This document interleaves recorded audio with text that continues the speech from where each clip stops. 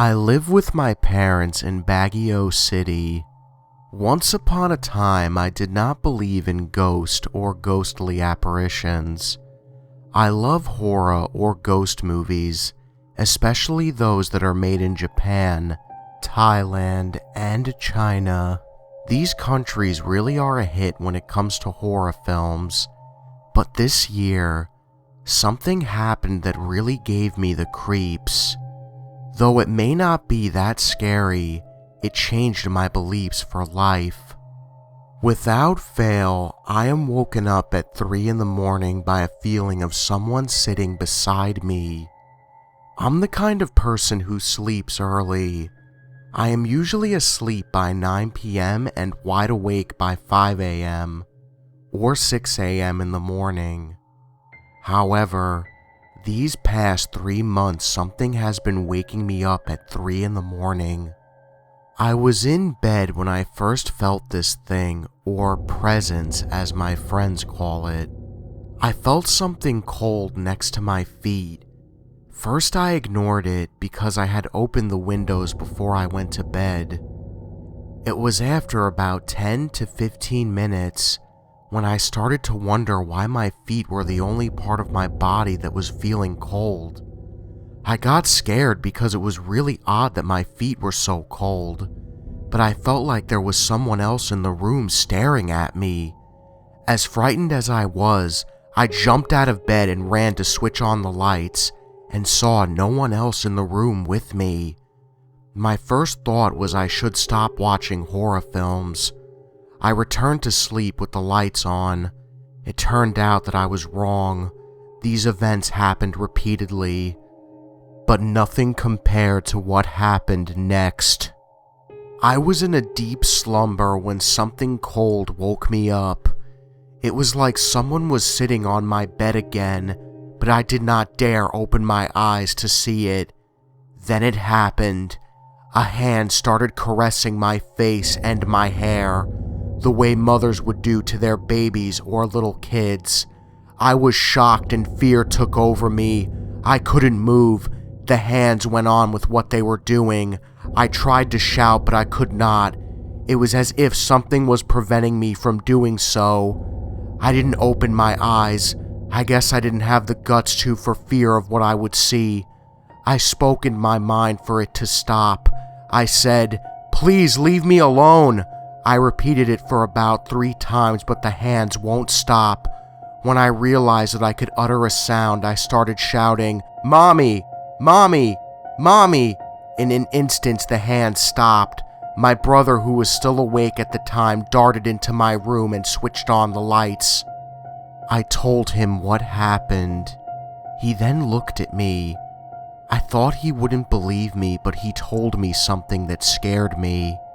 He said he had the same exact experience when he was 16 years old, but the difference is he opened his eyes and saw a woman dressed in a white cloak. We have decided not to tell our parents what happened, but I'll never ever sleep in my room alone again.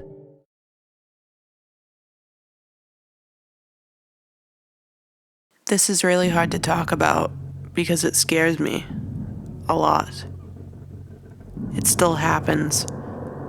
What disgusts me is that I like the experience. Last summer, I went to Dublin, Ireland with a friend. We were staying at this cabin resort with separate rooms, built like houses. The area was on the outskirts of Dublin and full of vegetation, which kind of creeped me out because I always felt as if something was watching me. The first night, I was just flipping through channels when I heard this smooth voice. It was calling my name, and it sounded so close. I freaked out and covered myself with blankets. The next few weeks, I felt this intense heat run through my body whenever I heard this thing call my name. The cabin didn't have heating, and Dublin during the evening is freezing, so I knew there couldn't be a logical explanation. One night, I had my iPod plugged into the stereo. This thing started calling my name, and I froze with fear when the scariest thing happened. The stereo started going all staticky, and I could hear clearly, "Piper," my name being said. I tried going to sleep, but that only made things worse. The bed tilted downwards, like something was sitting on the edge. I could barely breathe, and I screamed when I saw a misty figure there, staring at me. Light shone on its face, and he was beautiful, like Prince Charming or something. I think I was seduced at that point, but I can't be sure, because I was in a state of unconsciousness. I knew it was happening, but I wasn't all there. What I later found out was an incubus suddenly was beside me. I felt it stroking my hair, the side of my body, and cheek. The heat was ablaze, like I was on fire. I felt a tingling sensation go from my toes all the way to the tip of my head. My arms were pinned down, and then I felt something stroke my thighs, gently pulling them apart. Okay, so to be honest, at this point, I was scared crapless, but I decided to go along with it. I felt something large go into my area. It went in and out, gently at first, but incredibly rough at the end. I was in physical pain, but couldn't cry out because in a way, I was enjoying it. I think I fell asleep in arms because my head wasn't touching the pillows. The next day, I was bleeding. My guess had been from the incubus. All 2 months this happened, and I never once mentioned it to my friend Harley. When I came back to the States, the thing followed me. Last school year, when I was a junior, I felt this piercing pain in my stomach and chest when I spoke to any guy, including teachers. It's like this incubus is jealous or something. I can barely speak to my dad. Sometimes I see more of him, the spirit. It's like he's getting more human. He's always doing things so that I'll go to bed faster. To be truthful, I'm afraid. I don't know what to do. I think I'm going to talk to a priest or something. I'm Catholic, but I haven't been to church in a while. I know now is the time to start going again.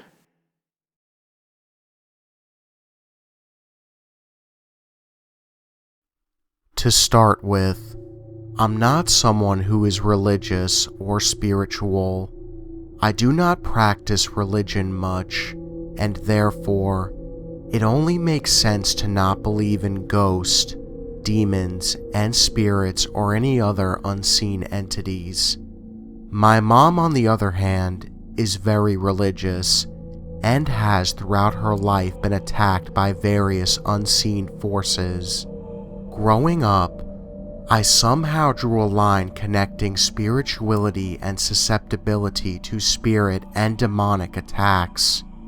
I therefore drew up high walls to block everything out, good or evil. During my final 2 years in college, I was renting a tiny room in this double-story terrace house. This house was in walking distance to the college, and it was very comfortable. There were absolutely no disturbances ever. This incident occurred during my final semester in college. I was a third-year student, and the final semester had just ended. We were given a short break to prepare for final exams. It was admittedly a stressful period, too much to do, too little time, and what was worse was that I was also participating in this intern college biotechnology quiz. The quiz was held at a different college and went on from 8 a.m. to 11 p.m. for 3 consecutive days. This incident I'm about to share occurred on the day after the quiz ended. Although I was exhausted mentally from that rigorous routine, I had no choice but to start some serious studying. At about 3 p.m., I decided to walk to a nearby store to get some candy to munch on, hoping it would keep me awake. I struggled to keep awake, and eventually I gave in to a nap at about 4 p.m. I climbed into bed and slept on my side as I usually do. I usually sleep with 3 pillows, one for my head, one to hug, and another between my legs. So I was asleep. I had a dream that I was walking with a few friends, and one of them was having her arm around my shoulder. As time went by, I felt her arm growing heavier, and I was trying to tell her that she was hurting me and attempting to move away from her. and at that same time, I began to feel invaded. I actually felt something entering me down there. That's when I snapped out of my sleep. I realized it was not a dream. There was no friend's arm, but instead I was being pressed down on my shoulders and upper back. The pressure got too heavy that left me struggling to break free. At this point, my mind was already wide awake, and I was trying to push off the pressure. I grew very afraid of the pressure, the violation, my inability to break free, that I grabbed my pendant around my neck and uttered a prayer. Instantly, the pressure eased and I heard a deep growl behind my neck. The hairs on the back of my neck stood up and I leaped up and sat on my bed for a while. I was terrified, but at the same time trying to find a reasonable explanation for what I had just heard. I waited for a while to listen for any drilling or motors, but there was nothing. Needless to say, I jumped out of bed, grabbed my phone, and called my mom to tell her I was coming home. I took the next train back home. I moved back home and did not spend any time alone in that room again. I did not go into any of the sexual details when I related this story to my mom. In fact, I ignored that part of it. However, now, 3 years later, I recently found out that a cousin of mine had been victim to a series of attacks while she was asleep. At first, she did not pay much attention to it, but when it became more frequent, she decided to get some help about it. So eventually, we met up, and we talked, only to find out that she had been having similar sexual attacks. Hers, however, were more serious. For instance, she saw red eyes above her face in the dark one time when she was awoken from her sleep, and she also heard the being growl at her one other time.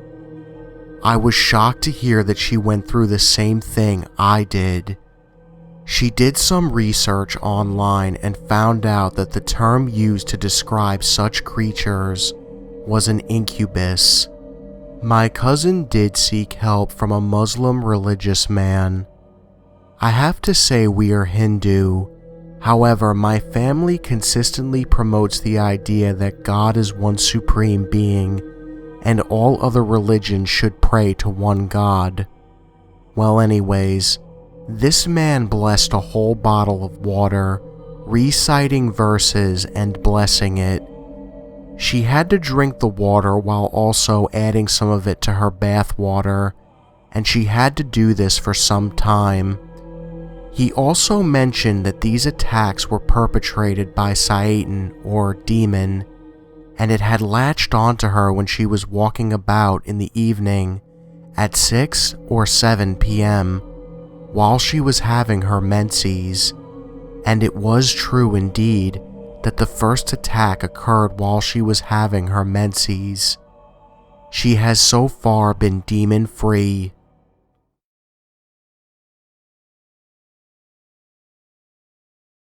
In my life, everywhere I went, I seemed to be followed by both evil and divine. I seemed to always move into a haunted house every place I lived. I began to think it was me that was haunted and not my home. I sometimes think about this at night, and about everything else that has ever happened to me in my life, and wonder if I'm just crazy. I know I'm not, though, because I had confided this story to my best friend once, and a similar thing has happened to him when he was about 16.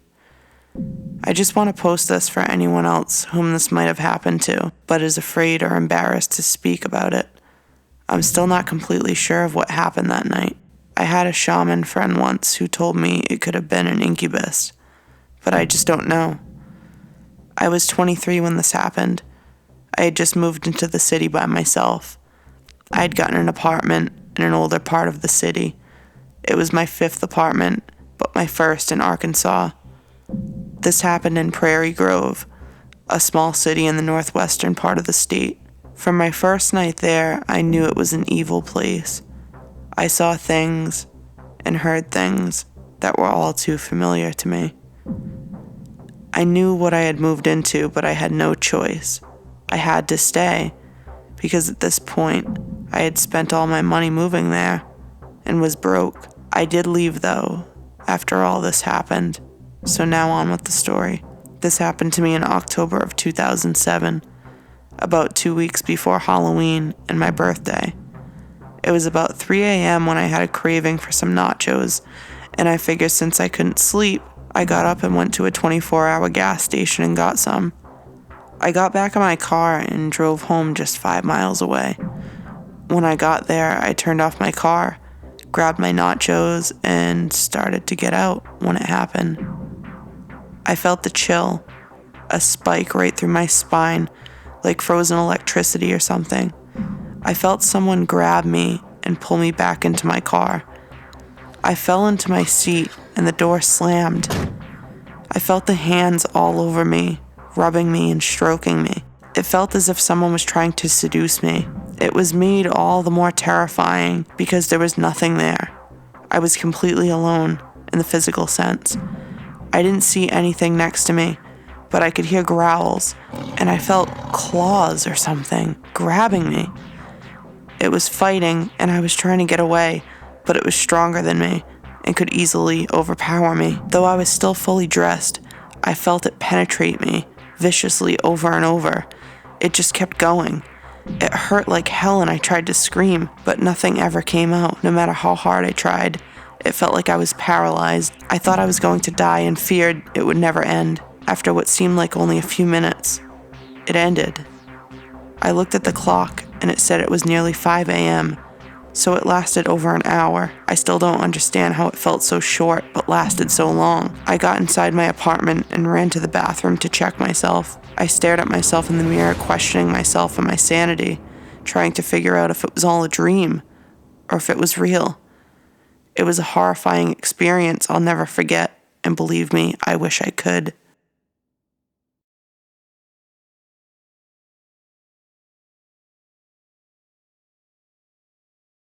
It all started in 2007 when I got my first high school girlfriend. Like most relationships, everything was always great in the beginning. It was puppy love, as some call it. This unfortunately makes one unaware of what they are really getting into with a person. For the sake of anonymity, all names will be changed. Before I go on, I want to give a little background on myself and how I met this person. When I was in high school, I was always that kid that never dated, so to speak. I always kept to myself and focused on my schoolwork. Granted, I always wanted a girlfriend, but I wasn't the type of guy who could really go up to a girl and sweet talk her. I never had much confidence in myself back then either. Plus, to add more detail, I was a huge gamer back then, well, still am. I am also a giant movie buff, so I figured I'd never find anyone that had the same interest as me. However, one day, my friend Adam walked up to me and told me that one of his girlfriend's friends thought I was cute. Now, understand, this is the first time I had ever found out that some girl thought I was cute. Stuff like that never happened to me. So of course, I was excited and immediately asked for her name. Adam told me her name was Kelly, and if I wanted to meet her, she has study hall in 5th period. Even though I had class at 5th period, I didn't really care about being late at that point. The only thing that I could think about was that this girl actually liked me. I met her in 5th period, got her number, and talked to her for 2 days on the phone. Being that I was desperate and stupid, just like I said, I ended up asking her out within only 2 days of knowing her, and she said yes. I thought I was the luckiest guy in the world that day. I mean, I thought she was beautiful. She had blonde hair, blue eyes, and she was curvy. It turned out, however, that all of those features hid who she really was. Though, like I said before, Everything in the beginning of the relationship was great. I got to see her whenever I wanted, whether I was with my friends or alone. She and I would have movie nights on Saturdays, which for all of you who grew up in 2007, those were the Netflix and chill days without Netflix. Things started to get a little strange 2 months into the relationship. She wouldn't call me like she had been doing every night after 9. Now, I understand that shit happens and you can't always talk on the phone every night, but this went on for a long time. Being that I am a paranoid person made it so much worse. Then, for whatever reason, her mother would not let me see her. I don't want to go into too much detail on her family, but let's just say her mother reminded me of Carrie's mom from the movie. She was like a religious psychopath. With that being said, I would go without seeing her for 2 weeks at a time, and sometimes months at a time. I told you already that I am a paranoid person, so this just completely destroyed me. I mean, every day either her mother or her sister would text me things on her phone, mind you, and those texts were the most hateful things. They said stuff like, "Kelly's going to break up with you," or, "Haha, you think she loves you? She hates you." All of this craziness put me into a depression and I would go days without sleeping. When I did sleep, I would have nightmares, waking up, vomiting. I mean, I saw her at school and we did sneak around, but somehow her mother would always find out and things then got worse. After 6 months of dating, or 6 months of craziness I should say, I broke up with her. I guess you can say her mother won the battle, and yeah, afterwards I felt like total shit, but I'd be lying if I said I wasn't relieved after being free from all the drama. However, a week after we broke up, my friend's girlfriend showed me a startling revelation on her phone. There were text messages of Kelly confessing to Adam's girlfriend about how Kelly, her mother, and sister would come up with ways to play with my emotions because they found it amusing the way I reacted. My heart dropped when I saw those texts and I felt like I was going to throw up seeing all this information. Of course, I asked Adam's girlfriend why she didn't tell me sooner about this. Apparently, according to her, she just told her today because Kelly felt bad and needed to confide in someone. After hearing this, I deleted her phone number and blocked her and her family on every form of social media. I wish I could say it all stopped there, but it only got worse. After we broke up, there was only a week left of school till summer vacation started. Lucky me, I guess. About a week into the summer, I started receiving the strangest phone calls at exactly 3 o'clock in the morning. I was always awake, being that I was a night owl and gamed late at night. Every time I picked up the phone, there would be laughter, mixed with crying. It kind of sounded like the Joker if he had been a female. This went on for a while, so I eventually would just press the fuck you button on the phone. She didn't like that. One night, when I was walking home from my friend's house, I got the feeling of being watched. I looked behind me and I saw Kelly's mom's car at the corner of the block, just sitting there, watching me. I kept walking thinking about whether or not I should call the cops. When I heard the car's engine pick up behind me, I began to start running, cutting into the schoolyard and hopping the fence. My adrenaline was pumping and I stopped running in the middle of the field to see if the car was still following me. It was just sitting there, waiting for me to move to the other side of the schoolyard so she could catch up to me. I quickly took out my phone and began to call 911. But before I could even tell the operator what was going on, She drove off in the opposite direction of the school and left. I must have stood there for about 5 minutes with the operator saying, "Hello? Hello?" Then I said, "Oh, sorry, I called this number by mistake." I felt so stupid saying that. I should have said what really happened. Thinking back on it, I should have. After this incident happened, I never heard from her again. The phone calls stopped. Pretty much everything went back to normal for me. Just out of curiosity though, I checked her MySpace through my friend's computer and saw that she had a new boyfriend. However, what really scared me the most was looking at their comments and seeing the almost exact same words she used to say to me, even going as far as using the same pet name she used to call me. I thought to myself, well, she's got another victim.